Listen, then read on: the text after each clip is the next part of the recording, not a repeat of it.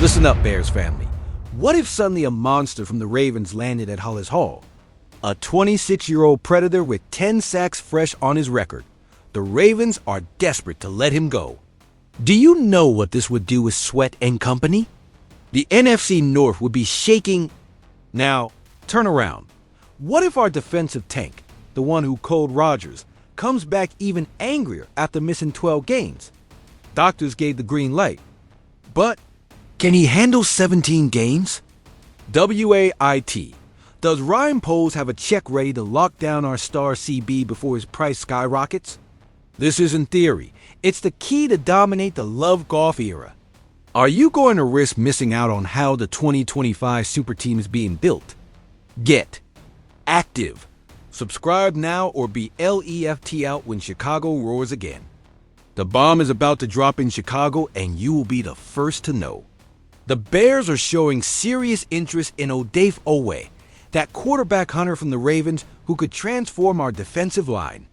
We're talking about an explosive athlete, a first-round pick who has amassed over 100 pressures in the last 2 seasons. Why would the Ravens let him go? I'll tell you this. They're at a crossroads with several key contracts expiring, including Derrick Henry and Mark Andrews. Oweh is coming off a spectacular season with 10 sacks, and although Baltimore uses a 3-2-4 scheme, his physical traits of 6'5" and 255 pounds make him perfectly adaptable to our system. Could he work with Montez Sweat and Dale Odeyingbo? I believe they would form a devastating trio that would make any quarterback in the division tremble. And here's the juiciest part of this situation. According to PFF, Oweh ranks 21st among qualified edge defenders with a pass rushing grade of 77.9. These aren't just any numbers. These are elite stats. We're talking about a player who is entering the prime of his career, not a project to develop. The Bears have repeatedly shown they are willing to make bold moves to build a championship defense. Can you imagine what it means to add this kind of talent to our defensive unit? I'll tell you this. It would be transformative. The quarterbacks of the NFC North would have nightmares before facing us. Rodgers is no longer in the division, but Jordan Love and Jared Goff would surely be checking their insurance policies. This is the kind of move that separates the contenders from the pretenders. And what would this acquisition cost? Probably a 2nd or 3rd round pick. But I ask you, isn't it worth sacrificing a pick to get a proven young talent like Oweh? Considering how aggressive the Bears have been in free agency, it will be absolutely consistent with the building philosophy they are implementing. Recent history shows us that great teams aren't built by waiting for talent to fall from the sky. They're built by making bold and calculated moves. Look at what the Rams did on their way to the Super Bowl. Look at what the Jets are doing right now. In this league, timidity condemns you to perpetual mediocrity. I firmly believe that. Getting Oweh is exactly the kind of move that could catapult the Bears to the elite of the NFC. Now, let's move on to a story that's got all the fans holding their breath. Jaquan Brisker, our star safety, who only played 5 games last season due to a concussion, finally received news about his medical status. This player has proven to be a defensive force, securing at least 1 forced fumble, 1 sack, and 1 interception in each of his first 3 seasons with the team. The big question we all had was, can Brisker return to the level he had before his injury? Well, I just received information directly from the NFL coaches' meetings.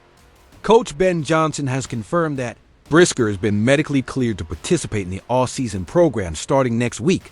This is monumental news for our defense. Can you imagine the impact Brisker will have under the direction of the new defensive coordinator Dennis Allen? I believe we will see the best version of this young talent as long as he can stay healthy. The big question now is, will he be able to play all 17 games this season? Time will tell, but the signs are extremely positive. And let me tell you something else about Jaquan Brisker. We're not talking about an ordinary player. We're talking about someone with natural instincts for the game, someone who can change the course of a game with a single play. When he's on the field, Opposing quarterbacks need to know exactly where he is at all times. He's that kind of presence you just can't replace. Concussions are serious matters, and I'm pleased to see the organization has handled this situation with the care it deserves. Too many teams in the past have rushed players back, compromising their long-term health. I tell you this, the Bears have once again shown they are a first-class organization that values their players as people, not just assets. And what does Brisker's return mean for our secondary? With him back, along with Johnson, Gordon, and company, we could be looking at one of the most complete defensive units in the NFC. Let's not forget the Bears finished in the top 5 in pass defense last season, and that was with Brisker missing 12 games. I believe we can get even better in 2025. Modern NFL is a passing game, and having a safety of Brisker's caliber is like having a safety net for the entire defense. He can cover mistakes, play in the box against the run, cover athletic tight ends. It's the kind of versatility defensive coordinators dream of having on their team. And now he's back, just as the Bears are poised to take the next step towards playoff relevance. And to wrap things up, we have exclusive information about the plans the management has for one of our most promising cornerbacks. Ryan Poles, the Bears general manager, confirmed during the NFL owners' meetings that extending Kyler Gordon's contract remains an absolute priority this offseason. Gordon, who was Poles' first draft pick as GM, is entering the final year of his rookie contract. The most interesting part is that Poles mentioned he already received approval from the new defensive staff, confirming that Gordon fits perfectly into the new defensive scheme. Is now the right time to extend Gordon, or should they wait? I tell you this, securing a quality slot cornerback before prices go up is a smart move. Gordon appeared in 15 games last season, recording 75 tackles, half a quarterback sack, 1 forced fumble, 3 recoveries, and 5 passes defended. Numbers don't lie, folks. We're talking about a cornerback who is not only effective in coverage, but also a reliable tackler. In today's NFL, where teams operate from 3 receiver sets more than 60% of the time, having an elite slot cornerback like Kyler Gordon is almost as important as having quality outside cornerbacks. What kind of contract does Gordon deserve? I believe we're talking about something in the range of $13 to $15 million annually, considering the current market. But I ask you, how much do you think a cornerback who has shown consistency in such a critical position is worth? His flexibility in coverage and ability to contribute against the run make him extremely valuable in modern football. Look at what happened with Kenny Moore in Indianapolis.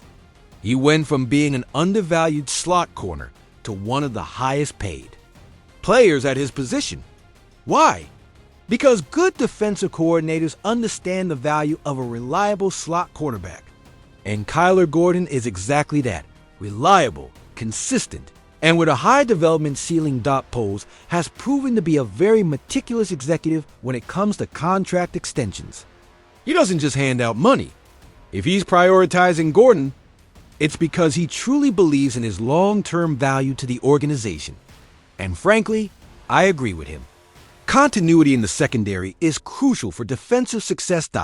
It's fascinating to see the long-term vision this management has. First, they secured key offensive pieces. Then they reinforced the trenches. And now they're working to keep the defensive core intact with extensions like Gordon's. Are we witnessing the construction of a legitimate Super Bowl contender? I firmly believe we are. The Bears are building something special here.